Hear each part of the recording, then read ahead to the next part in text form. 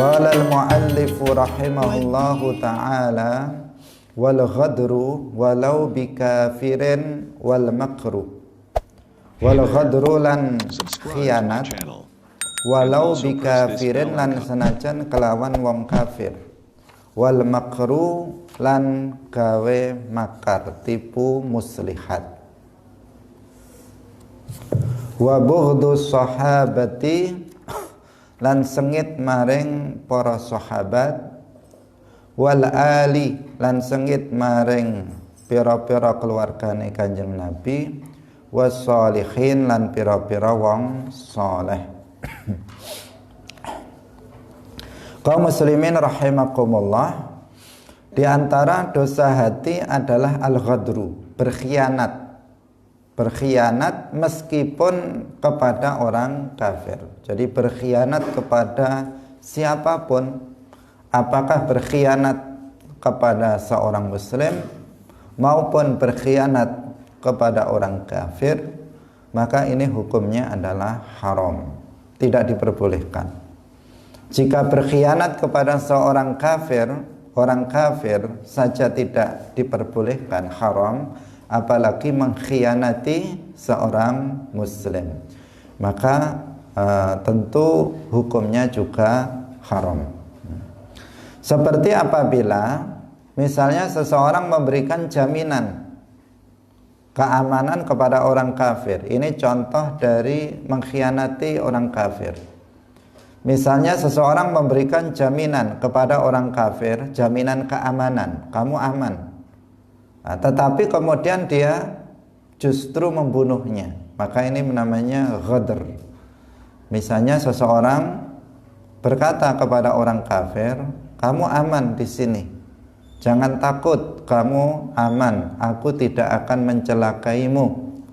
Nah, tetapi kemudian ternyata orang itu mencelakainya, atau dia memberitahu kepada orang yang akan mencelakainya. Nah, maka di sini berarti dia telah melakukan ghadr, yaitu mengkhianati orang tersebut. Nah, dia berjanji untuk dia menjamin keamanan dia, tetapi kemudian dia justru mencelakainya atau bahkan misalnya membunuhnya. Dan ini tergolong sebagai dosa besar. Al-ghadr tergolong sebagai dosa besar, minal kabair. Kaum muslimin pemirsa yang dirahmati oleh Allah Subhanahu wa taala, ada beberapa contoh dari al-ghadr ini. Nah, terkadang kita dengan contoh itu maka kemudian kita bisa memahami tentang permasalahan ini. Tetapi sebelum ada contoh, terkadang di antara kita itu sulit untuk membayangkan bagaimana sih perbuatan al-ghadr yang diharamkan itu. Contoh yang pertama adalah, termasuk ghadr ini adalah berkhianat kepada seorang pemimpin, seorang imam. Nah, setelah dia membaiatnya, setelah dia memilih dan membaiatnya, kemudian dia berbalik memeranginya. Nah, dia memberontak terhadap pemimpin yang sah, terhadap penguasa yang sah. Atau dia secara terbuka mengatakan tidak mau taat terhadap pemimpin itu. Nah, ini juga tergolong sebagai ghadr. Seperti yang terjadi pada masa Khalifah Ali bin Abi Thalib radhiyallahu anhu. Setelah Sayyiduna Utsman ibnu Affan radhiyallahu anhu itu wafat, kemudian umat Islam itu membaiat Sayyidina Ali bin Abi Thalib radhiyallahu anhu, sehingga Sayyidina Ali bin Abi Thalib radhiyallahu anhu secara resmi menjadi seorang khalifah, menjadi seorang Amirul Mukminin, pemimpin dari seluruh umat Islam, menggantikan Sayyidina Utsman ibnu Affan radhiyallahu anhu. Tetapi apa yang terjadi kemudian? Yang terjadi kemudian justru ada sebagian umat Islam itu yang membatalkan baiatnya. awalnya dia sudah membaiat Sayyidina Ali, tetapi kemudian dia membangkang, justru memerangi Sayyidina Ali bin Abi Thalib radhiyallahu anhu. Sehingga terjadi peperangan di antara umat Islam yang mengorbankan darah umat Islam yang bukan hanya puluhan tetapi ribuan orang terbunuh dalam perang itu. Ada perang Siffin, kemudian ada perang Jamal. Itu akibat dari mereka yang membatalkan. Sebagian memang dari awal nggak mau baiat, sebagian membatalkan baiatnya terhadap Sayyidina Ali bin Abi Thalib radhiyallahu anhu. Dalam hal ini Ahlus Sunnah wal Jamaah itu sepakat bahwa Sayyidina Ali bin Abi Thalib adalah khalifah yang sah. Maka yang membangkang terhadap Sayyidina Ali berarti membangkang terhadap khalifah yang sah.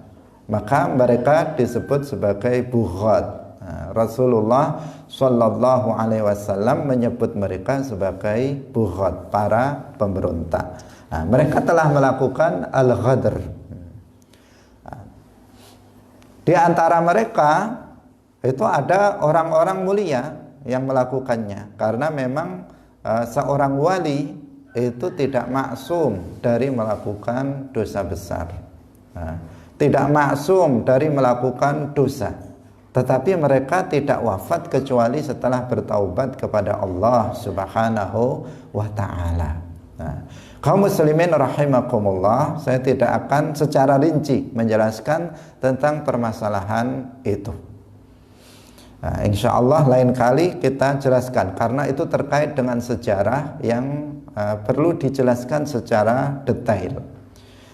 Kaum muslimin rahimakumullah, di dalam hadis Rasulullah Shallallahu Alaihi Wasallam bersabda, "Man khala'a yadan min ta'atin laqiyallaha yaumal qiyamati wala hujjata lahu.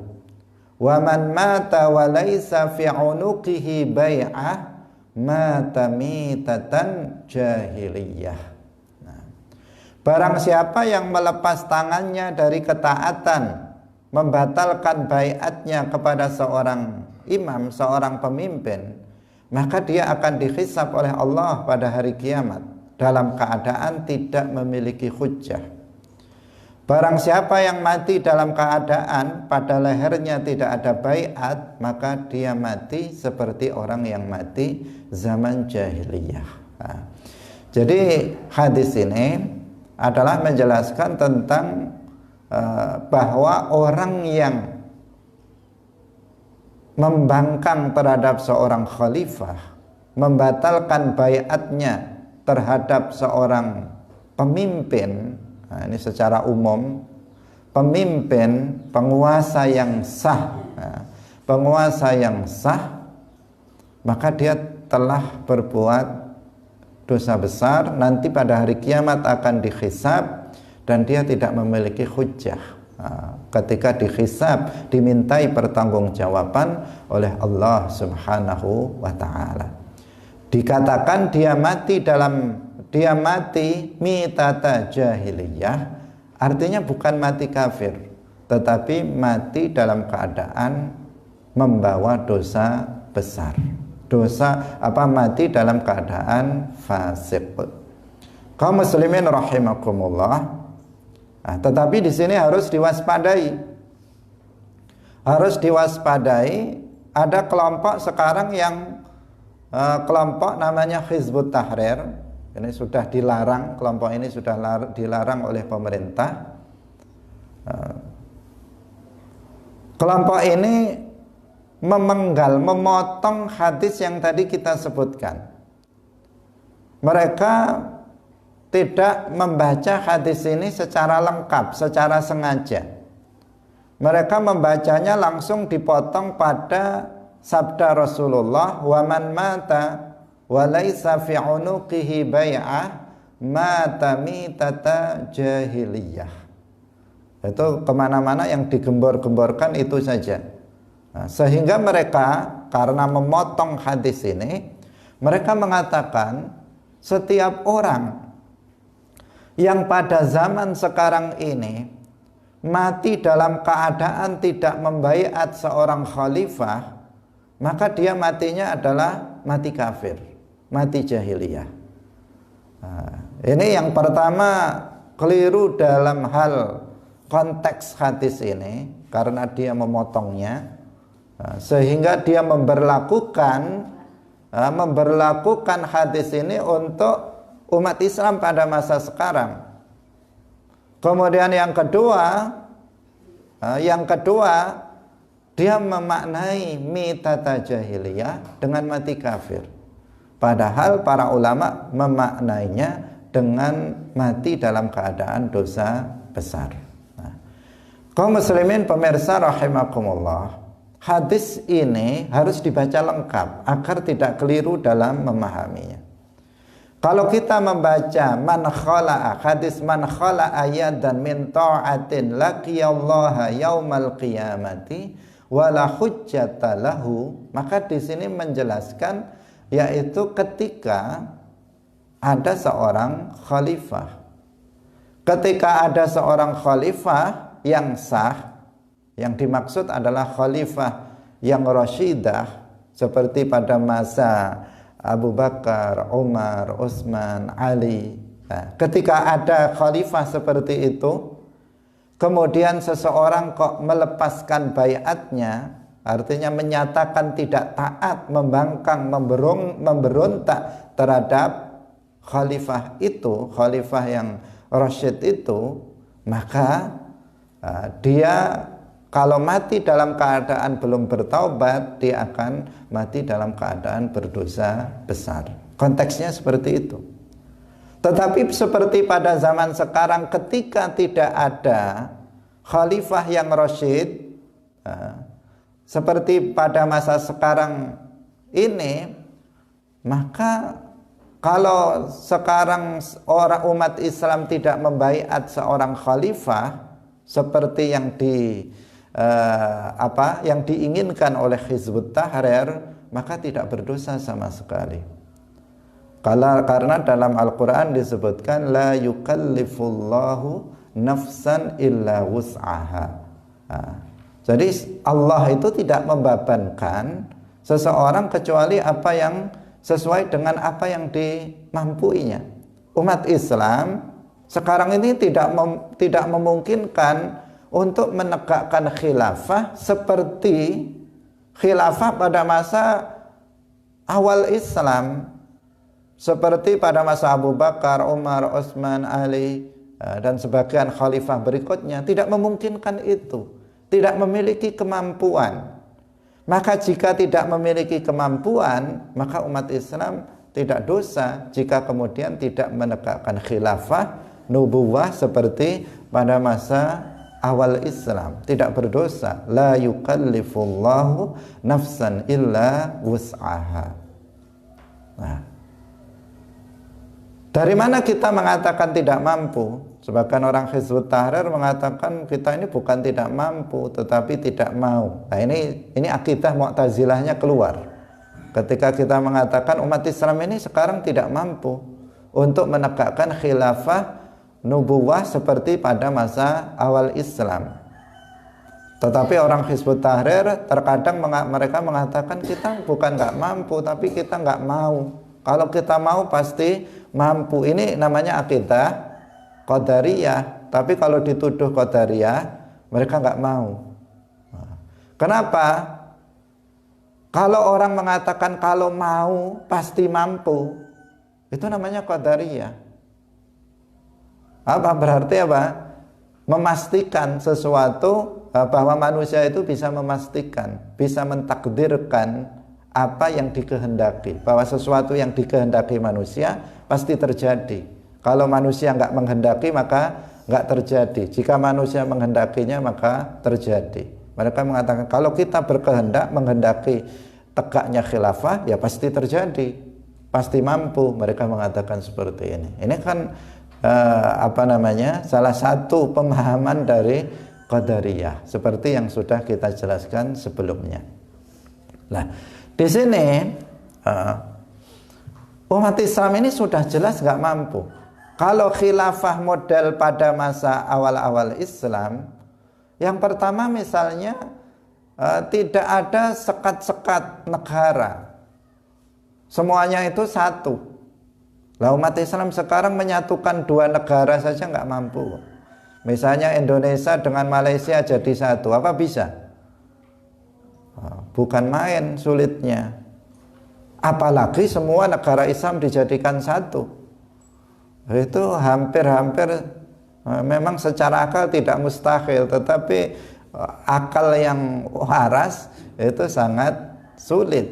Nah, itu dari satu sisi itu. Kemudian negara-negara Islam sekarang ini kondisinya lemah.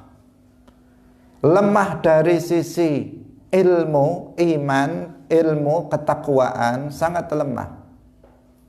Kalau ada orang Islam sekarang diajak untuk jihad seperti masa lalu, misalnya fisabilillah, banyak yang mundur daripada yang maju. Bahkan banyak yang ngentai daripada yang setuju dan seterusnya. Ada yang tua mungkin bilang yang muda-muda aja saya sudah tua, takut. Yang muda saya belum nikah ya. Nanti kalau mati bagaimana? Yang tua aja kalau mati nggak masalah. Yang setengah muda sudah menikah misalnya, dia mengatakan istri dan anak saya bagaimana dan seterusnya. Banyak akan alasan yang akan dibuat. Karena apa? Memang dari sisi dari sisi himmah, umat Islam sekarang ini lemah. Keimanannya, ketakwaannya, ilmunya, itu yang harus kita lakukan sebagai seorang dai. Itu yang harus kita garap sekarang, yaitu bagaimana umat Islam itu kuat dari sisi ilmu, kuat dari sisi keimanan dan ketakwaannya.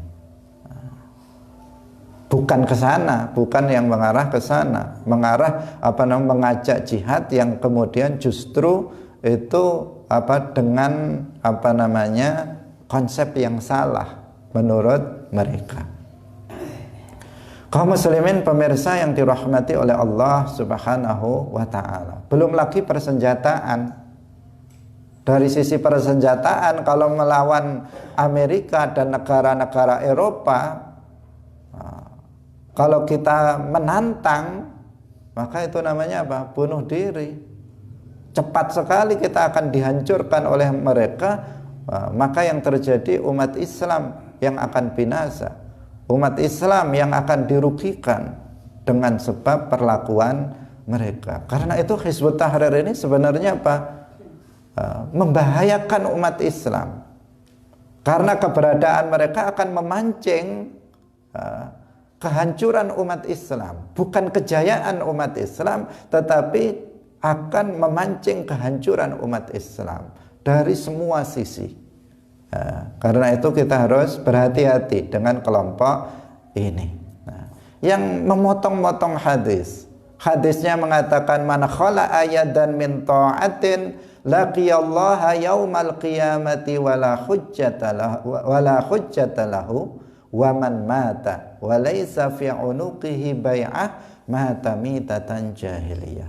Ini konteksnya adalah ketika ada seorang khalifah yang rasyid seperti pada masa awal Islam, kok kemudian ada orang itu membangkang, tidak mau atau membatalkan baiatnya, memberontak kepada khalifah yang sah itu, maka jika dia mati belum bertaubat, maka dia akan mati jahiliyah. Itu pun maknanya mati dalam keadaan dosa besar, bukan mati kafir.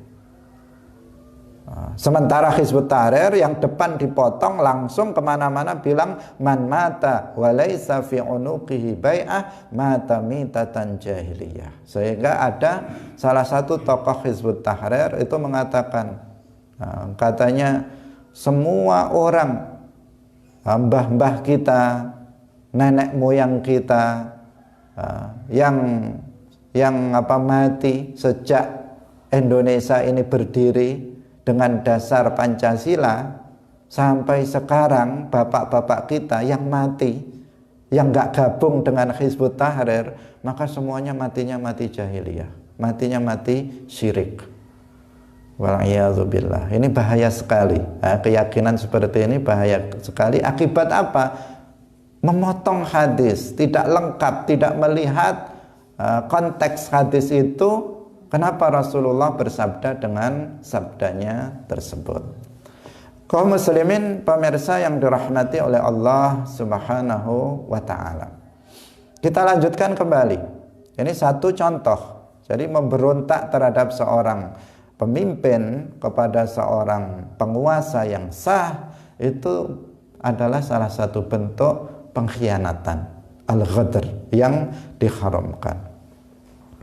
Kemudian yang kedua, apabila pemerintah memberikan jaminan keamanan kepada orang kafir untuk berada di daerah itu, di daerah Islam itu, tetapi kemudian ada seseorang yang mencelakainya, ada seseorang yang membunuhnya, maka ini adalah perbuatan ghadr juga, seperti yang dilakukan oleh para teroris. Nah, ketika ada orang-orang kafir dari Australia misalnya, atau dari Eropa, dari Cina, datang ke Indonesia, mereka bukan muslim, yang bukan muslim, ini yang kita bicarakan.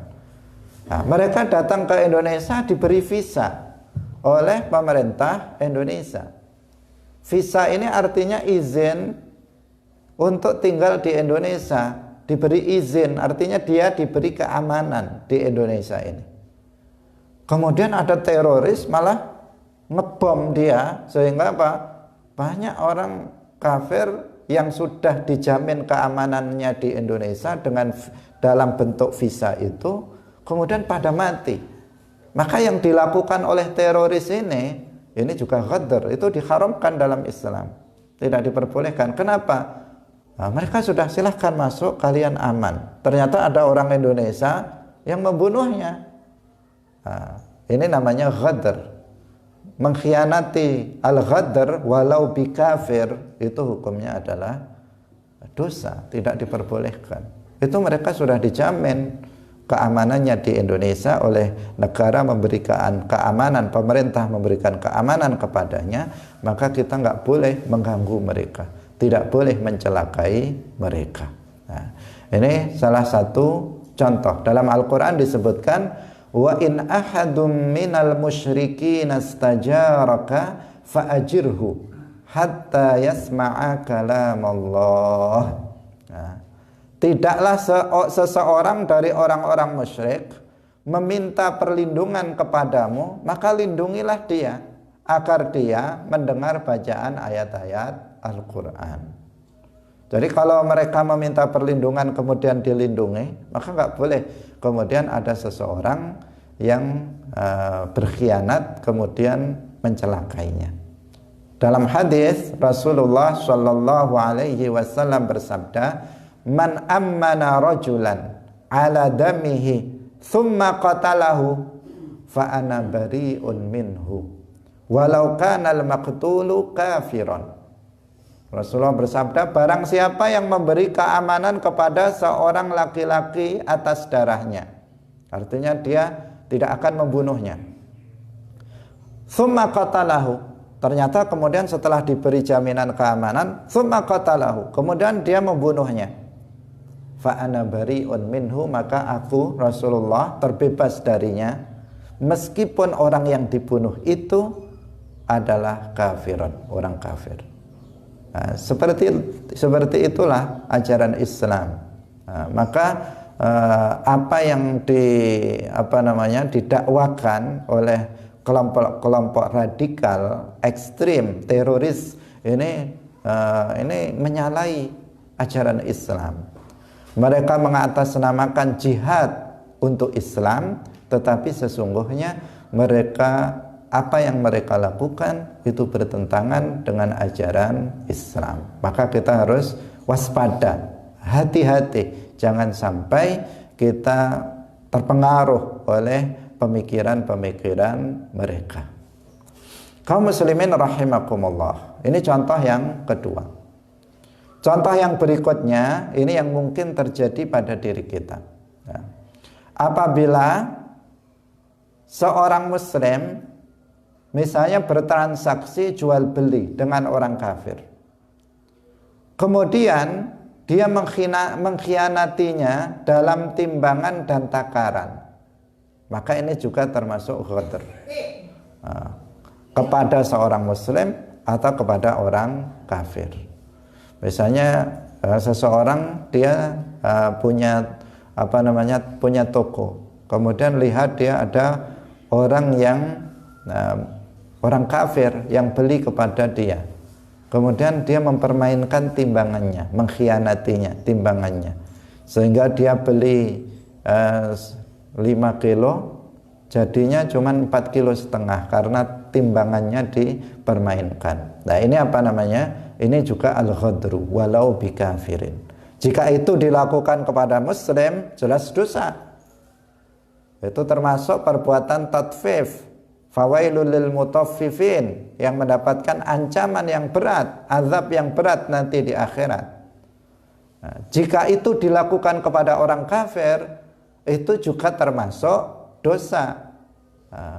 Karena itu adalah bagian dari al-ghadru, yaitu berkhianat. Kaum muslimin rahimakumullah, ini contoh yang ketiga. Jadi ini dalam transaksi jual beli dia berkhianat kepada orang lain meskipun dia orang kafir, itu adalah dosa.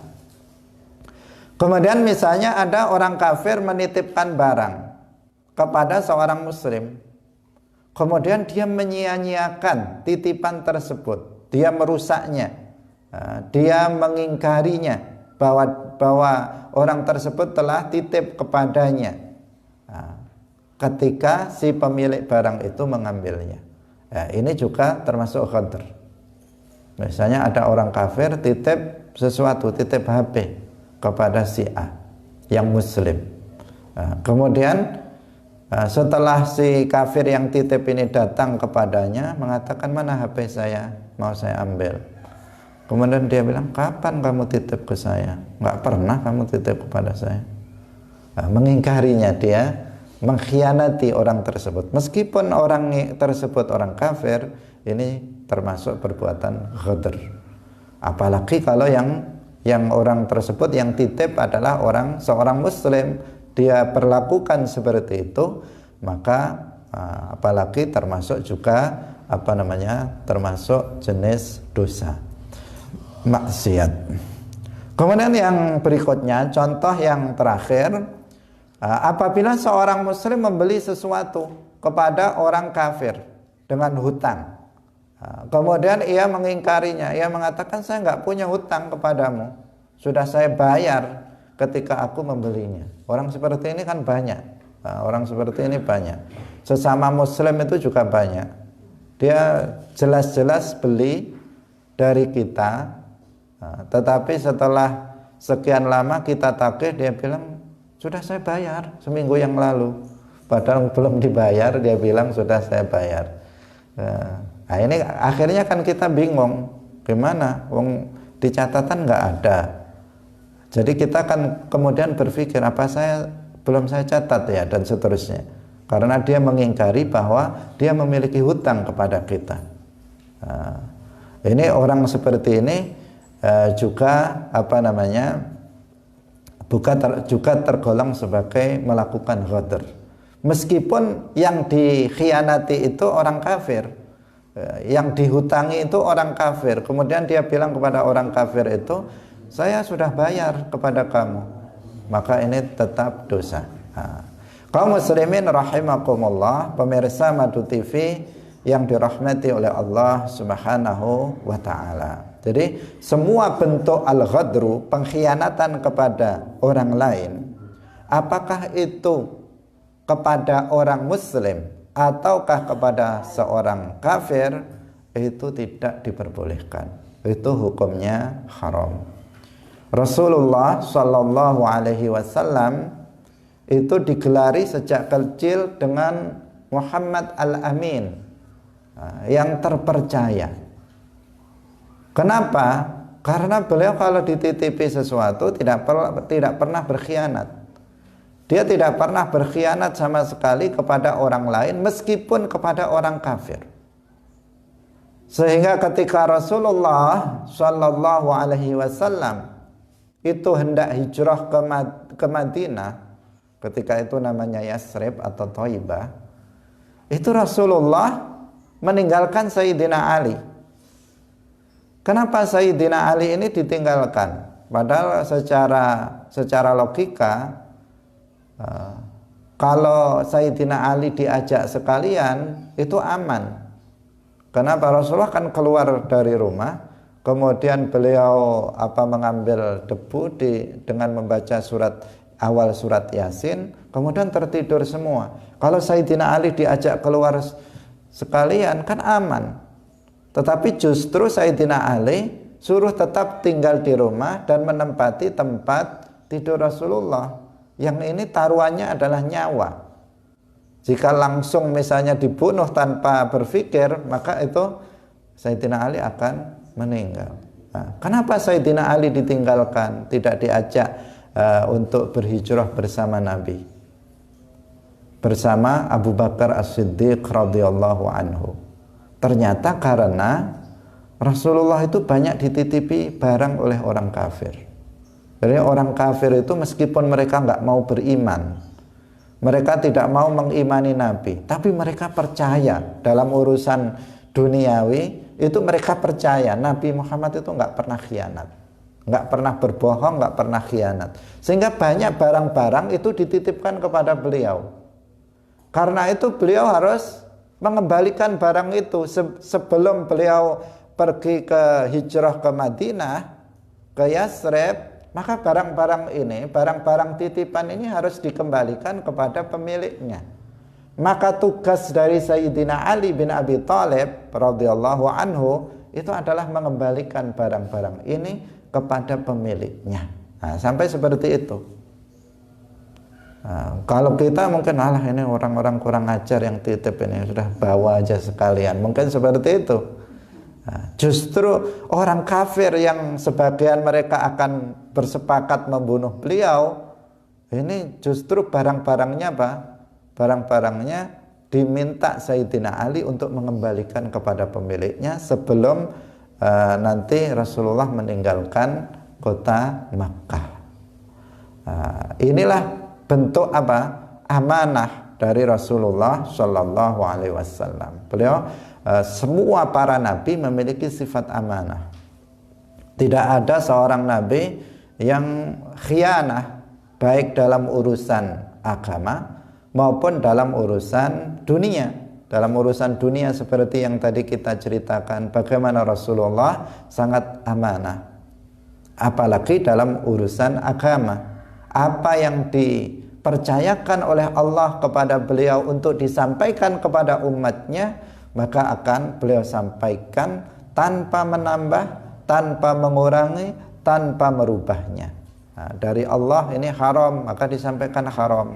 Dari Allah ini halal, disampaikan itu halal. Rasulullah tidak merubahnya, Rasulullah tidak menambahnya, Rasulullah tidak menguranginya. Itu beliau memang seorang nabi yang amin, yang memiliki sifat amanah. Nah, kaum muslimin pemirsa rahimakumullah, ini yang mesti kita tiru, akhlak yang kita tiru. Kita hendaknya menjadi pribadi yang amin, pribadi yang terpercaya, pribadi yang terpercaya. Karena kebanyakan kita ini tidak terpercaya, dititipi oleh orang. Misalnya saya titip HP-nya ya, HP saya titip selama 1 hari. Kemudian apa yang dilakukannya? Ya dimain-mainkan, misalnya dibuat main game, dibukai SMS-nya, dibuat nelpon dan sebagainya. Ini dia cuma titip, tidak diperkenankan dia kemudian membuka-bukanya, tetapi dia justru membuka-bukanya tanpa seizin dari pemiliknya. Itu termasuk juga itu mengkhianati orang lain. Itu tidak diperbolehkan dalam Islam. Nah, misalnya ada orang titip, saya titip uang ini 100.000, ini titip, nanti setelah seminggu saya ambil. karena sesuatu hal dititipkan. Setelah 1 minggu diambil, dia bilang, kapan kamu titip ke saya, dan seterusnya. Atau dia mengatakan, atau yang awalnya itu 10.000, 100.000 itu satu lembar, tiba-tiba ketika diambil sudah jadi 10 lembar, jelek-jelek lagi duitnya. Ini kan namanya apa? Dia telah merubahnya.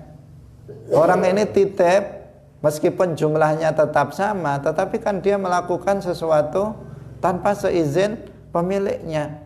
Dia telah menukarkan uangnya tanpa seizin pemiliknya. Nah, ini seperti hal kecil, tetapi dia telah melakukan sesuatu tanpa seizin pemiliknya.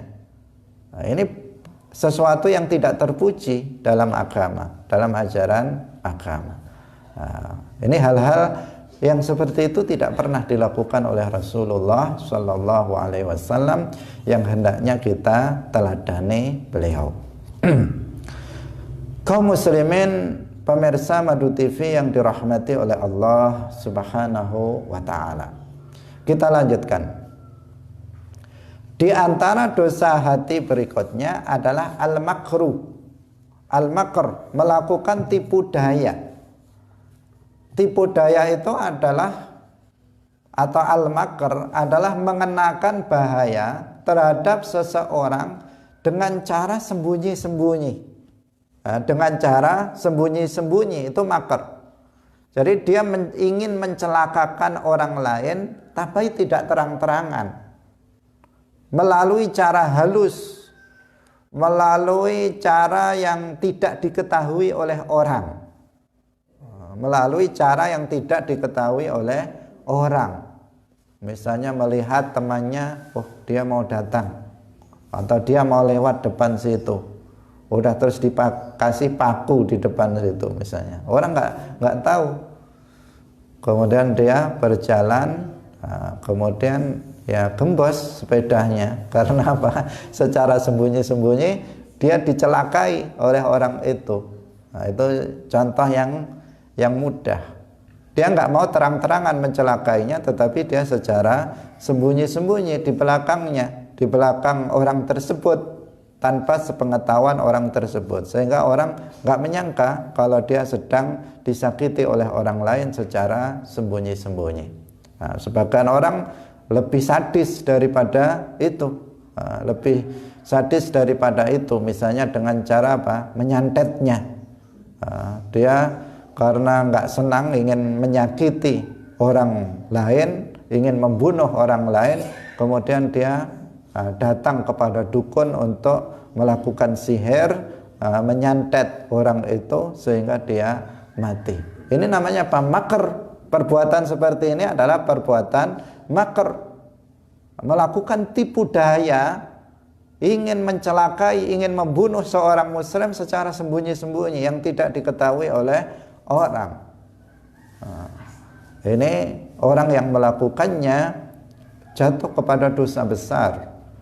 Dalam hadis Rasulullah Shallallahu Alaihi Wasallam bersabda, al-makru wal khadi'atu finnar. Perbuatan makr dan khadi'ah itu di neraka. Nah, makr dan khadi'ah itu sebenarnya memiliki makna yang sama, menipu. Jadi dia melakukan suatu perbuatan yang membahayakan orang lain secara sembunyi-sembunyi. Itu kan perbuatan menipu orang lain, seakan-akan dia baik di hadapannya, tetapi sesungguhnya dia ingin mencelakainya. Misalnya orang nggak ada, kemudian dia menaruhkan racun di dalam makanannya, minumannya, itu namanya berbuat makar. Dia menginginkan orang celaka, kemudian dia melakukannya dengan secara sembunyi-sembunyi. Kaum muslimin pemirsa yang dirahmati oleh Allah, mencelakakan seorang muslim dengan cara terang-terangan itu nggak boleh, haram. Karena sudah berkali-kali kita sebutkan di sini, al-muslimu akhul muslim. Seorang muslim itu saudara muslim yang lainnya, la yazlimuhu, tidak boleh menzaliminya. Tidak boleh seorang muslim menyakiti muslim yang lainnya. Secara terang-terangan nggak boleh. Secara sembunyi-sembunyi juga tidak boleh. Karena sebagian orang terlihat dia baik-baik saja, tetapi dia memiliki hati yang hasad dalam hatinya, kemudian melampiaskan kehasutannya itu dalam bentuk perbuatan yang bisa mencelakai orang lain secara sembunyi-sembunyi. Secara sembunyi-sembunyi. Banyak yang terjadi seperti itu. Berawal dari rasa hasad yang ada dalam hati. Telah kita jelaskan sebelumnya bahwa orang yang hasud ini adalah seperti monster yang sangat membahayakan orang lain. Dia bisa mencelakai orang lain secara terbuka, juga bisa mencelakai orang lain secara sembunyi-sembunyi. Para pejabat itu ada yang memang betul-betul jahat sebagian, sehingga mereka tertangkap KPK dan masuk penjara. Ada sebagian mereka yang sebenarnya bersih, sebagian, mungkin sebagian kecil, nggak tahu saya. Tetapi ada sebagian mereka itu yang sebenarnya mereka bersih. Mereka nggak ada niat korupsi dan sebagainya. Tetapi ada orang yang secara sembunyi-sembunyi menjebak dia untuk kemudian jatuh kepada sesuatu yang sebenarnya dia tidak menghendakinya. Tetapi karena ini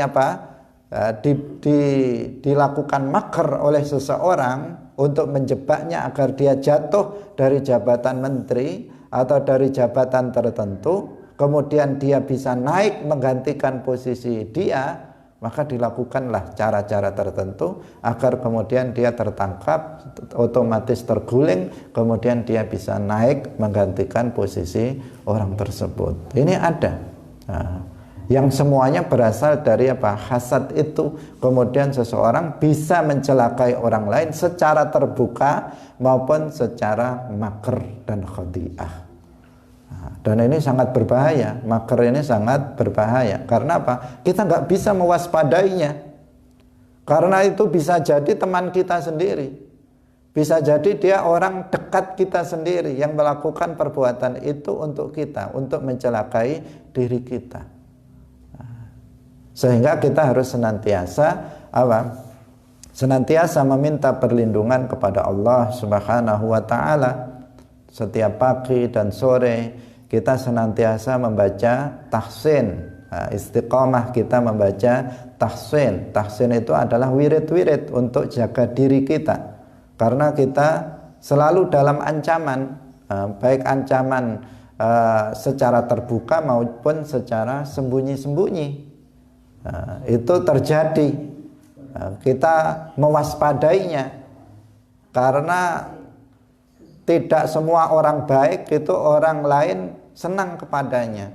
Banyak orang yang baik sesungguhnya dia nggak pernah bahasa Jawanya nggak pernah ngelei orang, tetapi ternyata orang lain itu justru berbuat jahat kepada dirinya, ingin mencelakakan dirinya. Maka senjata yang ampuh itu adalah tahsin. Kita membaca tahsin itu agar orang yang berniat untuk mencelakai kita itu tidak berhasil untuk mencelakai diri kita. Karena sesungguhnya Allah Subhanahu wa taala semua yang akan memberikan keamanan untuk diri kita.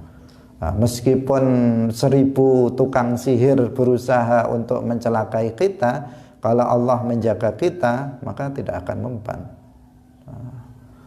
Jangankan mereka, para tukang sihir itu secara terbuka, orang-orang manusia itu ingin mencelakai kita, orang-orang jahat ingin mencelakai kita. Jika Allah melindungi kita, maka tidak akan berhasil untuk mencelakakan kita. Semuanya karena itu bacaan tahsin secara rutin itu sangat diperlukan. Kaum muslimin rahimakumullah, sampai di sini pengajian kita pada pagi hari ini. Insya Allah besok akan kita lanjutkan dengan tema berikutnya masih tentang dosa-dosa hati. Semoga bermanfaat. Barakallahu fikum. Wassalamualaikum warahmatullahi wabarakatuh.